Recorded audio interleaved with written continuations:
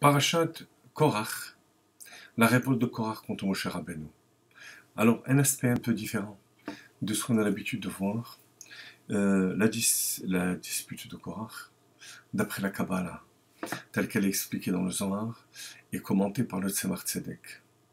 Le Zohar fait remarquer que Korach et son assemblée, et donc toute cette élite qui va se révolter contre Moshe Rabbeinu, est appelée Kri'e Aeda. Kri'e Aeda, qui ont été appelés par l'Assemblée, qui ont été nommés par l'Assemblée. Mais on peut remarquer que dans Kri'e Aeda, il manque un Yud. Entre le Resh et le Aleph. Normalement, Kri'e, Kouf, Resh, Yud, Aleph et Yud. Il manque un Yud. Et là est tout le problème. Là est tout le problème, chers amis. Le Zohar dit que Kri'e Aeda, c'est à mettre en rapport, en relation, avec Mikra Kodesh. Shabbat, les fêtes sont appelées Mikra Kodesh. Littéralement, des jours appelés saints. Dans la Kabbalah, Chassidut, Mikra Kodesh, ou Mikra et Kodesh, c'est le dévoilement, l'appel de la sainteté. La sainteté, c'est Sfirat HaKeter, le dévoilement de Dieu qui transcende le monde, la couronne, qui va descendre au niveau de Chochma et Bina. Shabbat essentiellement Chochma et Yom Tov, Bina. Puisque Shabbat c'est le Oneg, Vekarata la Shabbat Oneg, le plaisir, ça c'est Chochma. Le Oneg be Chochma. Simcha c'est Bina. Em Habanim Samecha.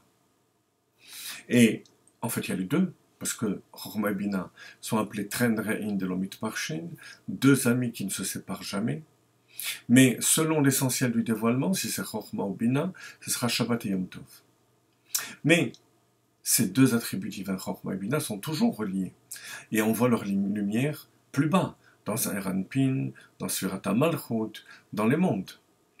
Shabbat et Yom Tov, c'est Kri'e Moed, Kri'e Mikra Kodesh, dans ce sens qu'il y a un dévoilement intense de la sphira de Keter à travers Chochma et Bina dans le monde. Et les Einei Ha'eda, les Gdolei Israël, les grands d'Israël, jouent ce rôle à travers leur personne. Mikra Kodesh et Shabbat et Yom Tov au niveau du temps, mais au niveau des Neshamot, ce sont les grands du peuple juif. Parce que la lumière passe d'abord par eux, avant de descendre dans le reste du peuple, comme Admor HaZaken l'explique dans le 2e chapitre du Tanya. Et à ce moment-là, lorsque ce dévoilement se fait correctement, ça amène une simcha, une joie intense et une annulation, un bitoul intense au sein du peuple juif. C'est ce qui se passe Shabbat et Yom Tov, c'est pour ça qu'on ne travaille pas, c'est pour ça qu'il y a une annulation, il y a un respect de la présence de Dieu encore plus grande que pendant la semaine. Mais les deux qualités sont essentielles. Simcha, la joie, sans l'annulation à Kadosh Baruch Hu, c'est grave. Ça peut donner naissance à Pelishtim. Pelishtim, ça vient du mot Mefoulash. Le Mefoulash qui veut dire ouvert. Ouvert des deux côtés. Lorsque la personnalité de l'individu est ouverte un petit peu et que c'est contrôlé, c'est bien. C'est la simcha. C'est la simcha. La simcha avec le contrôle de soi. Donc le bitoul. Mais s'il manque le bitoul, l'annulation, alors toute cette force d'ouverture va tomber dans les clipotes, dans les forces du mal, et ça va donner la dispute de Korach et de son assemblée.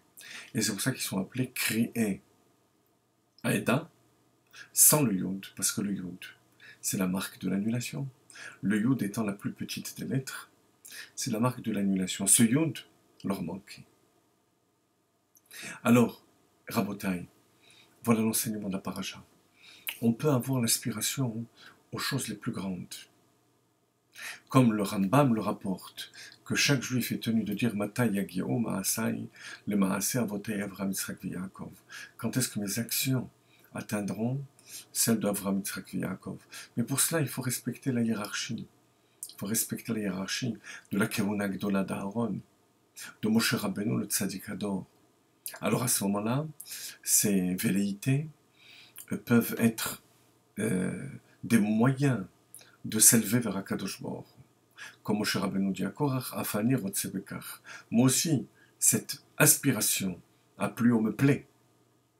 Mais lorsqu'il n'y a pas l'annulation qui va avec, alors il y a la simcha, dans le sens de l'ouverture, Ptirat Achushim, et on veut aspirer à beaucoup plus haut, mais qui manque l'annulation à Kadosh Baruch Hu, c'est dramatique, c'est l'histoire de Korach.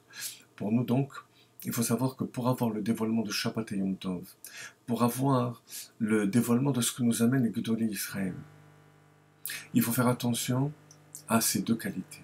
Bitul, annulation à Kadosh Baruch Hu, et Simcha pour dévoiler cette présence d'Akadosh Baruch Hu.